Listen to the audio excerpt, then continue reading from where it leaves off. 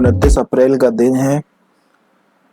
Nifty और bank Nifty में जो कल चार्ट बना था उसके अकॉर्डिंग ये हमें बुलिश लगा था और आज हम बाइंग का भी प्लान बना रहे थे और अभी तक हमारा टारगेट भी 70-80 पॉइंट का बुक हो जाता। जिस चीज़ ने हमको रोका था वो है चार्ट का रिपीटेशन। ठीक है, कल भी लगभग ऐसा ही हुआ था, मार्केट एक साइड ऊपर चला गया था। आज मार्केट पे भरोसा तो बहुत था बट चार्ट रिपीट हो जाएगा इस चीज़ का डर था, जिस कारण से हम अपनी पोजीशन बना नहीं पाए। अभी भी हम वही डर से अपनी पोजीशन बना नहीं पा रहे हैं। सेलिंग हम इसमें कर नहीं सकते। मार्केट में स्ट्रेंथ बहुत अच्छा है, एक अच्छी अपॉर्चुनिटी है बाइंग की, लेकिन यहाँ पे हिम्मत नहीं बन पा रही है क्योंकि कल भी यही मोमेंटम हुआ था और चार्ट रिपीट नहीं होता है। 95% है, 95% केसेस में चार्ट रिपीट नहीं होता। तो जैसा कि मैं कहता हूँ कि रिस्क तो मार्केट में लेना ही है, तो ऐसी जगह पे लो जहाँ पे प्रोबेबिलिटी हाई हो प्रॉफिट होने की और प्रोबेबिलिटी लो हो लॉस होने की। ठीक है, तो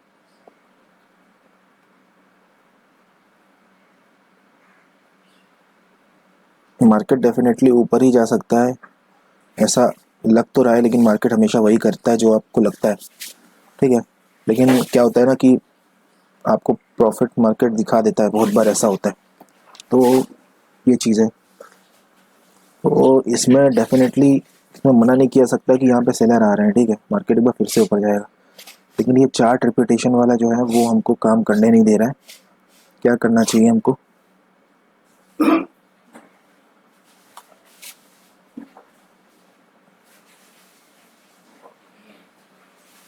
$56,000 का लेवल भी पास आ रहा है, इसका ब्रेकआउट भी करें। चलिए हम यहाँ पे पोजीशन बना लेते हैं। ठीक है,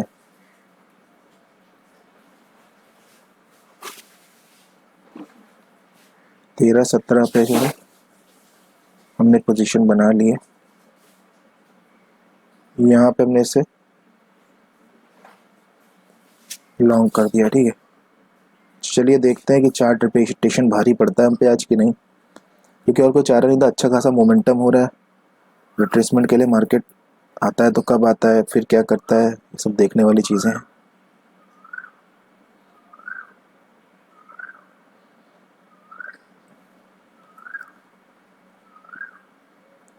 चांसेस तो हाई हैं कि ये जो रिट्रेसमेंट है ना, वैसे तो इस रिट्रेसमेंट में बनाना चाहिए था, लेकिन मुझे लग रहा है जो रिट्रेसमेंट है ये मार्केट को ऊपर ले जाने के लिए जा रहा है। ठीक है, तो यहाँ पे हम आज फिलहाल 100 का टिक कर देते हैं, क्योंकि यहाँ से मिलेंगे तो बहुत तेज़ी से मिलेंगे और यहाँ से घटेगा तो धीरे धीरे घटेगा।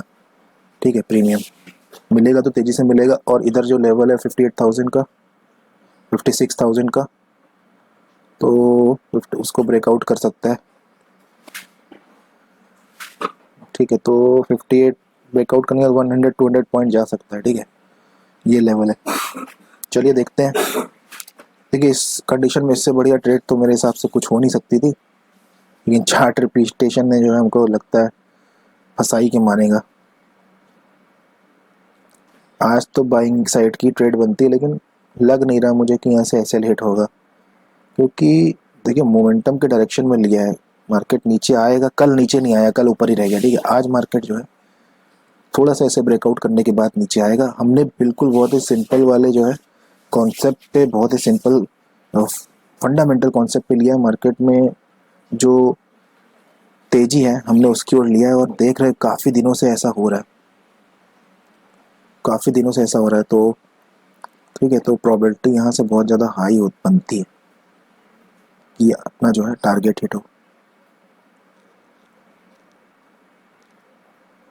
अब अच्छी बात ये रही कि कल जो है मार्केट ऊपर तो गया, सेम चार्ट था, बट ऊपर जाने के बाद नीचे नहीं आया, लगातार ऊपर चला गया और ऊपर ही सस्टेन भी कर गया। तो आज ही ओवरऑल पूरा मार्केट नीचे ला सकता है, हो सकता है वो थोड़ी देर में हो। अभी तो हमने फिलहाल मोमेंटम के डायरेक्शन में ट्रेड बना ली है और अच्छा खासा मोमेंटम भी आ रहा है। तो यहाँ पे देखो ट्रेड बनाने के लिए जो है वो दो चीज़ ने हमको जो है सिग्नल दिया था कि पहली चीज़ तो बहुत ही सिंपल है कि मोमेंटम की डायरेक्शन में ले लो, बहुत ही स्ट्रांग है इस समय बायर, तो हमने भी बायर के साथ चल बैठे। ठीक है। दूसरी चीज़ है कि कल ओवरऑल मार्केट ऊपर ही रह गया था, तो आज नीचे तो आएगा, फाइनली नीचे आएगा, लेकिन थोड़ी देर में आ सकता है, अभी नहीं। तो उससे पहले ये बाइंग का एक माहौल क्रिएट करेगा डेफिनेटली। तो यार वेट करेंगे, ठीक है। कोई इसमें डरने की बात नहीं है। अभी तो सेलर को ये बहुत लालच में पड़वाएगा, देन उसके बाद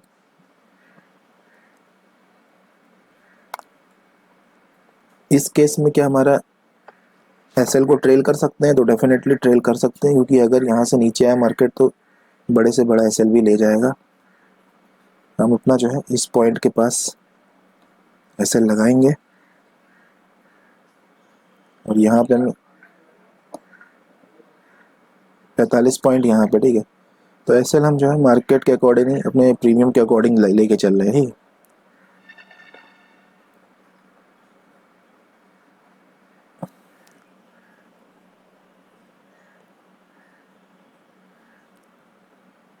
दूसरी चीज़ है ना, यहाँ पे देखो सेलर की साइकोलॉजी जो है वो बदलेगी। सेलर आएंगे, अभी ऐसा नहीं कि मार्केट सेलिंग में नहीं जा सकता, डेफिनेटली जा सकता है, लेकिन इतनी आसानी से इतना हाई मोमेंटम वाला मार्केट सेलिंग में नहीं जाएगा। एक बार तो बायर के कॉन्फिडेंस में है, तो बायर अभी डोमिनेट करेंगे। हाँ, यहाँ पे ये जो हो रहा है, ये अभी जिस चीज़ को दिखा तो रहा है कि सेलर यहाँ पे हावी हो रहे हैं, तो एक बार ब्रेकआउट करेगा। अगर इस बार ब्रेकआउट करने में फेल होता है तो हमको शायद निकलना पड़े इसमें, नहीं तो फिर उसके बाद जो है एसएल हिट होना ही होना है, ठीक है। तो ये मानना है। प्रीमियम देख लेते हैं। देखो प्रीमियम यही होता है कि जब मार्केट में एक सही ट्रेड आप लेते हो तो आपको बार बार लॉस दिखता है, लेकिन वो लॉस हटने में टाइम नहीं लगता है। और जैसे हटने में टाइम नहीं लग रहा है लॉस को, वैसे ही प्रॉफिट आने में टाइम नहीं लगता है, ठीक है।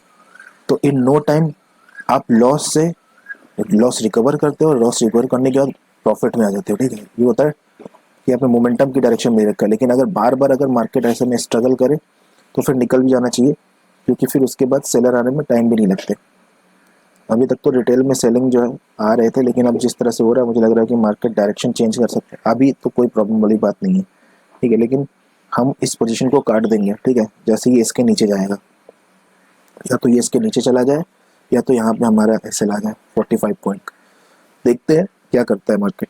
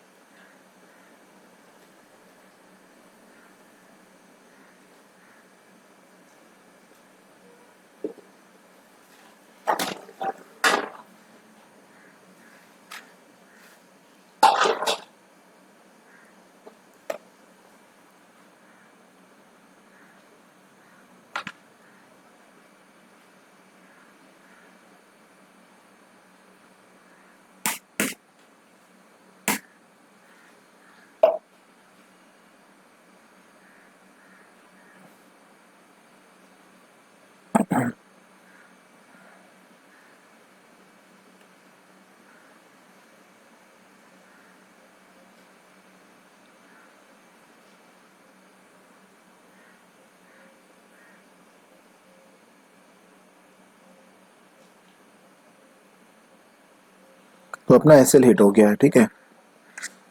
तो अपना जो एसएल है वो हिट हो चुका है। तो जिस लॉजिक पर हमने ट्रेड लिया था तो उसमें हमको जो है फिलहाल तो सफलता नहीं मिली है, ठीक है। ट्रेड हमारी जो है लॉस में चले गई।